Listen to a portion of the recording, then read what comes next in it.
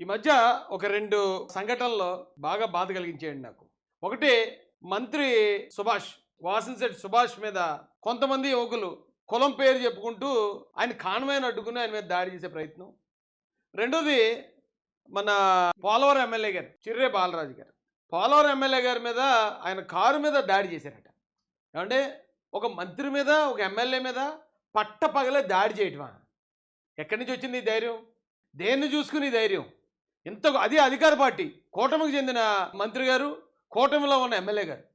అధికార పార్టీకి చెందిన మంత్రుల మీద, ఎమ్మెల్యేల మీద ఇలా డైరెక్ట్గా పోలీసుల ముందే పట్టపగల దాడులు జరుగుతూ ఉంటే వీళ్ళని ఉపేక్షించూ పోతే ఈ రాష్ట్రానికి మంచిది కాదండి. రేపొద్దున డిప్యూటీ సీఎం గారిని ఆపుతారు, మరుసటి రోజు సీఎం గారిని ఆపినా కూడా ఆశ్చర్యపోకర్లే. అది గంజాయి మత్తు కావచ్చు, మందు మత్తు కావచ్చు, మరొక కులహంకారం కావచ్చు, ఏదైతే ఆడు తొక్కలోది తీసుకెళ్ళి బొక్కలో దబ్బి భోగి పండుగ చేసేయాలి అంతే. ఆడు ఎవడైనా కానీ, ఏ కులస్తుడు అవనివ్వండి, ఏ పార్టీ కూడా అవనివ్వండి, ఎవడైనా సరే అధికార పార్టీ ఎమ్మెల్యే అని తెలిసి, అధికార పార్టీ మంత్రి అని తెలిసి కూడా ఈ రోజున విచ్చలవిడిగా మీదకు దిగుతున్నారంటే వాళ్ళని ఇమ్మీడియట్గా కంట్రోల్లో పెట్టాలండి. కంట్రోల్లో పెట్టకపోతే కూటమి ప్రభుత్వానికి చెడ్డ పేరు వచ్చేది. ముఖ్యంగా ఇక్కడ సుభాష్ గారి విషయంకి వస్తే బీసీ అండి. ఈయన బాలరాజు గారు ఎస్టీ. ఈ గిరిజనులు అంటే ఎస్సీ బీసీ మైనారిటీలు, వారి నుంచి వచ్చిన నాయకులు. ఈ నాయకులకి రక్షణ కల్పించడం అంటే ఆ వర్గాలకు మనం భరోసా కల్పించడం. ఎవడు పడితే వాడు వచ్చేసి ఏదో నేను ఎప్పుడూ అంటూ ఉంటాను, ఖాళీగా ఉంది కదా అని తాజ్మహల్ మీద తుమ్మాలు అరేసేసినట్టు, తేరగా ఉన్నారు కదా అనేసి ఈ నాయకుల మీద పడిపోవటం, బెదిరించేయటం, లేకపోతే ఆ బెదిరించేయచ్చు మనం సంథింగ్ కులాన్ని చూసో, అధికారాన్ని చూసో, డబ్బుని చూసో ఆ వచ్చే దాంతో వీళ్ళకే రక్షణ లేకపోతే ఈ రాష్ట్రంలో మరి మిగతా సామాన్యుల పరిస్థితి ఏంటండి? కాబట్టి ఆంధ్రప్రదేశ్ డీజీపీ గారిని ఆల్రెడీ వాళ్ళని అరెస్ట్ చేయడం జరిగింది. అండర్వేర్లో నిలబెట్టారు, ఫోటోలు తీశారు, బయటకు వచ్చింది. కానీ దాంతోపాటు ఇప్పుడు ఎమ్మెల్యే బాలరాజు గారి మీద దాడి ఎవరు చేశారు? బాలరాజు గారు ఎవరికి వెళ్ళారట, ఎవరో కథను పబ్జీ ఆడుతున్నాడట. ఎంప్లాయ్ పబ్జీ ఆడుతుంటే బాబు ఇతను సస్పెండ్ చేయండి, పబ్జీ ఆడుతున్నాడు, డ్యూటీ టైంలో ఉన్నారట. ఒకవేళ వాళ్ళు కానీ దాడి చేశారేమో అని అనుమానం వ్యక్తం చేస్తున్నారు. వాళ్ళు ఎవరన్నా కానివ్వండి, అరే ఓ ప్రభుత్వ ఉద్యోగం మీద తిరగబడితేనే 353 పెట్టి లోపల దూసేస్తారు. అలాంటిది ఎమ్మెల్యేలకి, మంత్రులకి రక్షణ లేకపోవడం అంటే కరెక్ట్ కాదండి. ఇమ్మీడియట్గా డీజీపీ గారు దీని మీద కఠినమైన చర్యలు తీసుకోవాలి. ఈ దాడికి పాల్పడినోడు ఎవడైనా కానివ్వండి, వాళ్ళ వెనకాతలు ఎవరైనా ఉండవండి, ఇమ్మీడియట్గా వాళ్ళ మీద యాక్షన్ తీసుకోకపోతే ఖచ్చితంగా ఆ వర్గాల్లో అభద్రతా భావం పెరిగిపోతుంది. కానీ మనకు అలా కాదు కాబట్టి ఇమ్మీడియట్గా అయితే యాక్షన్ తీసుకున్నారు, వీళ్ళని అరెస్ట్ చేశారు, ఇది చేశారు. కానీ అది సరిపోతుండే పనిష్మెంటు. వీళ్ళకి ఇచ్చే పనిష్మెంట్ ఎలా ఉండాలంటే, రేపు పొద్దున ఎవరో ఇలాంటి ఘాతుకానికి, ఏ మద్దు కానీ గంజాయి మత్తులో కానీ ఇలాంటి జోలికి వెళ్ళాలి అంటే ఒకటికి పడిపోలండి, అలా ఉండాలి. నేను చూశానండి, వీడియో చూశాను. కుర్రోళ్ళు అయితే మత్తులోనే ఉన్నారు, కానీ ఇది బాడీ మీరు అందరూ చూసే ఉంటారు.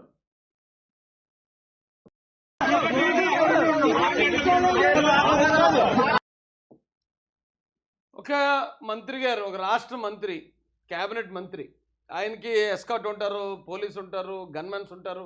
అలాంటి వ్యక్తి దగ్గరే వాళ్ళు అలా బిహేవ్ చేశారంటే, ఒకవేళ ఒక సామాన్య కుటుంబం వెళ్తూ ఉంటే, ఓ భార్య భర్త పిల్లలు కలిసి వెళ్తూ ఉంటే, వాళ్ళ మీద కనుక వీళ్ళు ఇలాంటి దాడికి తెగబడితే అక్కడ పరిస్థితి ఏం కావాలండి? వంగవీటి మోహన్ రంగా గారు ఫోటో వేసుకున్నాడు ఆ తమ్ముడు. ఆయన ఏ రోజైనా మరి ఇలా ప్రవర్తించి ఉంటాడంటారా? ఆయన పేరు చెప్పుకుంటూ మళ్ళీ వంగవీటి మోహన్ రంగా గారు అనుకుంటూ ఆయన అలా చేయటం అంటే రంగా గారిని అవమానించడం కదండి అది. రంగా గారు ఏ రోజు మేము కాపులు అని గర్వపడలే. మనం కాపులు పెద్దనల్లా ఉండాలి, అందరినీ కలుపుకెళ్ళాలి, అందరికీ సాయం చేయాలనుకున్నాడు ఆయన మహానుభావుడు. అలాంటి వ్యక్తి పరువు గంజాయి మత్తులోనో సారా మత్తులోనో తీసేయటం, ఆ కాపులని ఆ కులానికి ఇలా మాట్లాడి చెడ్డ పేరు తీసుకురావటం ఎంతవరకు కరెక్ట్ తమ్ముళ్ళు? నాకు అర్థం కాదు. కాపులు ఎంత గొప్పవాళ్ళు ఉన్నారండి, పక్కోళ్ళకి ఎంతమందికి సాయం చేసేవాళ్ళు ఉన్నారు, ఎంతో ప్రావీణ్యత సాధించిన వాళ్ళు, ఈ రాష్ట్రానికి దేశానికి ఎంతో పేరు తెచ్చిన వాళ్ళు. ఉదాహరణకు మెగాస్టార్ గారు. ఎంతో గొప్ప గొప్ప వ్యక్తులు ఉన్న ఆ కులాన్ని ఇలా కొద్దిమంది గంజాయి మత్తులో సారా మత్తులో ఇలా బిహేవ్ చేస్తూ మళ్ళీ కులం పేరు చెప్పుకోవడం ద్వారా ఆ కులాన్ని మొత్తం బ్యాడ్ తీసుకొస్తున్నారు కదా. అయినా పోలీసు వారు బతిలాడుతున్నారేంటి చుచ్చు అని. ఈ లోపల కుర్రోళ్ళ మత్తులో ఏ రాయి ఇచ్చుకుని మినిస్టర్ గారిని కూడా ఎత్తే, లేకపోతే ఆ చేతిలోనే ఎక్కడో ఏ బ్లేడో లేకపోతే ఏ చౌక పట్టుకొచ్చి ఆ పోలీసు వాళ్ళు పేక కోసిస్తే ఏంటి బతులాడుతున్నారేంటి? దేనికోసం?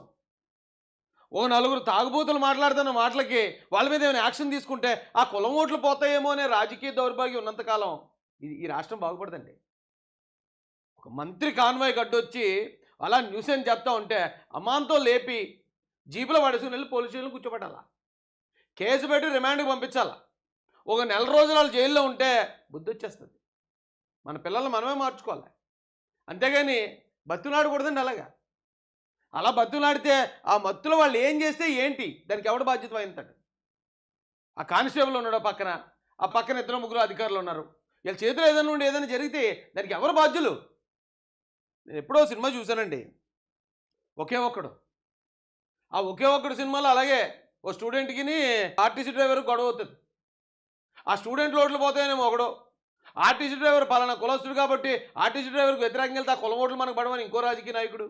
వాళ్ళు చేసిన ఆ రాజకీయానికి పెద్ద గొడవ అయిపోయి చాలామంది చచ్చిపోతారు. సినిమా అనుకోండి ఇది, కానీ ఇక్కడ కూడా అలాగే జరిగే పరిస్థితులు కదా. ఎందుకు ఊరుకోవాలండి? అలాగే ఎందుకు అలా గారం చేస్తున్నారు? ఎందుకు చేత కదా డ్యూటీ చేయటం? వాళ్ళని ఫస్ట్ మినిట్లోనే కనుక అదుపులో తీసుకుని ఉండుంటే వాళ్ళు అన్ని మాటలు మాట్లాడే అవకాశం ఉందా? ఆ కులం పేరు చెప్పి ఆ కులానికి బ్యాడ్ నేమ్ తీసుకొచ్చే అవకాశం ఉందా? ఎందుకంటే అలాగ ఎంటర్టైన్ చేశారు అంతసేపు ఆ పిల్లల్ని. తాగిన మత్తులో ఉన్నారు, సరే మత్తులో ఉన్న వాళ్ళని ఏం చేయాలి? ఇమీడియట్గా పట్టుకుని వెళ్ళి ఎక్కడైనా కూర్చోబెట్టాలి. అది స్టేషన్లో కూర్చోబెడితే ఇంకా మంచిది. అదంతా వదిలేదు చోద్యం చూస్తున్నారేంటి? ఒక మంత్రి కాన్వాయ్ని అడ్డుకుంటే మళ్ళీ పవన్ కళ్యాణ్ గారి పేరు చెప్పుకున్నారు, మళ్ళీ ఆయనకి చెడ్డ పేరు. ఏంటండి దీనివల్ల ఏంటి ఉపయోగం ఏంటి? ఆదివారం రాత్రి కొందరు యువకులు గంజాయి మత్తులో హల్చల్ చేశారు. మేము కాపులమంటూ ఏపీ మంత్రి వాహనానికి అడ్డుపడి హంగామా చేశారు. ఎన్జి రంగా గారు ఎప్పుడు ఇలాంటి పనులు చేయలేదు. వంగవీటి మోహన్ రంగా గారు ఎప్పుడు ఇలాంటి పనులు చేయలేదు. కాపుల్లో ఎంతోమంది గొప్పోళ్ళు ఉన్నారు, ఉత్తములు ఉన్నారు, వాళ్ళు ఎప్పుడు ఇలాంటి పనులు చేయలేదు. ఏళ్ళు చేసిన ఏదో పనికి మొత్తం కులాన్ని అడ్డు పెట్టుకున్నారు వీళ్ళే. జాలంతో దూషిస్తూ వారిపైకి వెళ్ళారు. దీనికి కారణం గంజాయి మత్తు. ఇప్పుడు ఏమైందండి ఆ కుర్రాళ్ళ పరిస్థితి? ఆ తాగిన కాసేపు ఆ కులాన్ని చూసో లేకపోతే మరో దాన్ని చూసో ఆ గర్వంతో వాళ్ళు మాట్లాడిన మాటలు ఈరోజు వాళ్ళ బతికి ఎక్కడి దాకా ఇచ్చేసి చూడండి. అండర్వేర్లతో నిలబెట్టేశారు పోలీసులు. అండర్వేర్లతో నిలబడ్డ ఆ ఫోటోల్ని ఈరోజు రాష్ట్రం మొత్తం చూసింది. ఇప్పుడు ఏమైంది మరి? ఆ కులానికి ఉన్న గౌరవం ఏంటి, వీళ్ళ ఆ అహంకారం, ఆ గర్వం, అదంతా ఇప్పుడు ఏమైపోద్ది? ఊళ్ళో మళ్ళీ తలెత్తుకుని తిరగలరా? ఆయా కులాలకి ఆయా ప్రాముఖ్యత ఉందండి ఈ రాష్ట్రంలోని దేశంలోని. కులం అనేది ఒక జాడ్యం, ఇంకా అది ఏర్పడిపోయింది, ఆ జబ్బు వచ్చింది, దానికి మందు లేదు, ఇక దాంతోనే బతకాలి. కాబట్టి ప్రతి కులానికో ప్రత్యేకత ఉంటుంది. ఎవరి కులం వాళ్ళు గొప్పగా చెప్పుకోవడం వరకు ఇబ్బంది లేదు. ఎదుటోడు కులాన్ని తక్కువ చేయటమో, ఎదుటోడు కన్నా నేను ఎక్కువ అని ఫీల్ అవ్వటమో అక్కడే మొదలవుతుంది సంతంతా. ఇవాళ చూడండి ఎంత అవమానపడ్డారు వాళ్ళు. అలాగే బాలరాజు గారి మీద దాడి చేసిన వ్యక్తి కూడా ఖచ్చితంగా కులహంకార దాడే అది. మరి అతను ఏ కులస్తున్నా తెలియదు. కానీ ఇదే ఎవరైనా ఒక బలవంతుడు శక్తివంతుడైన ఎమ్మెల్యే మీదకి వెళ్ళాలంటే ప్యాంట్లు తడిసిపోతాయి. అతను ఒక సామాన్యుడు కాబట్టే అతని మీద, అతని కారు మీద దాడి చేసే అధికార పార్టీ ఎమ్మెల్యే మీద దాడి చేసే సాహసం ఎక్కడి నుంచి వస్తుందండి? అంత ధైర్యం ఎలా ఉందని పరిస్థితి. ఇమీడియట్గా ఇలాంటి వాటిని ఉక్కు పాదంతో అణిచివేయాలండి. మళ్ళీ ఇంకెప్పుడన్నా ఎవడన్నా ఇలాంటివి చేస్తాడు అనే ఆలోచన వచ్చినా సరే గజ గజ గజ వణకాలి. అలాంటి ట్రీట్మెంట్ ఇవ్వాలి. ఆడు కుర్రోడైనా పెద్దోడైనా, తాగేసి ఉన్నా తాగకుండా ఉన్నా, ఆ కులస్తుడన్నా ఈ కులస్తుడన్నా చట్ట ప్రకారం వాడిని తొక్కిపెట్టి నార తీసేశారనుకోండి, మళ్ళీ రేపు పొద్దున ఎవడో ఇలా బిహేవ్ చేయడు.